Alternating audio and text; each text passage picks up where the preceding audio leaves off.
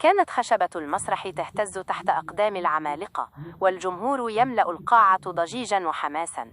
وفي الكواليس وقف شاب نحيل بملامح مصرية أصيلة، يراقب من خلف الستار بقلب يخفق بسرعة محرك نفاث.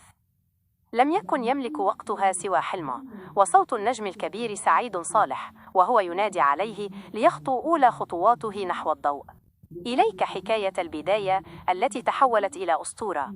الفصل الأول: تذكرة دخول من سلطان الكوميديا. في عام 2005 لم يكن اسم محمد رمضان معروفاً لأحد، لكن عيون الفنان الراحل سعيد صالح الثاقبة رأت فيه شيئاً مختلفاً. في مسرحية قاعدين ليه أعطاها السلطان الفرصة الذهبية. وقف الشاب الأسمر أمام الجمهور لأول مرة، يرتعد قليلاً من الرهبة، لكن بمجرد أن نطق بكلماته الأولى شعر أن هذا المسرح هو بيته الحقيقي. الفصل الثاني: صراع الحلم والواقع. كان البعض يرى فيه مجرد شاب يحاول، لكنه كان يرى في نفسه نمبر 1 قبل أن ينطقها بسنوات. في تلك الليالي كان يعود إلى منزله بملابس المسرح البسيطة، ينام وهو يتخيل صورة تملأ الميادين. لم تكن المسألة حظاً، بل كانت يقيناً بأن الله لا يضيع أجر من أحسن عملاً. كنت واقفاً في كواليس مسرح سعيد صالح، أنظر إلى النجوم وأقول في نفسي: يوماً ما سأكون هناك، ليس كضيف بل كعلامة. الفصل الثالث: من الكواليس إلى القمة. مرت السنوات وتغيرت ملامح الشاب لتصبح أكثر حدة وإصراراً.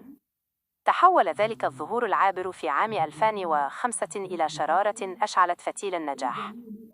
اليوم عندما ينظر محمد رمضان إلى فيديو قديم له مع سعيد صالح لا يشعر بالخجل من بداياته المتواضعة، بل يرفع رأسه فخراً، لأنه أثبت أن المسافة بين الحلم والواقع هي فقط السعي والإيمان.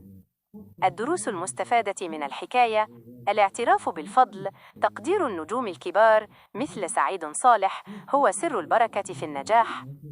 الفخر بالبدايات، من لا يفتخر ببدايته الصغيرة لا يستحق نهايته العظيمة. قوة الاستمرارية: 20 عاماً من العمل بدأت بكلمة واحدة على المسرح. الحمد لله على النعمة، والرحلة مستمرة.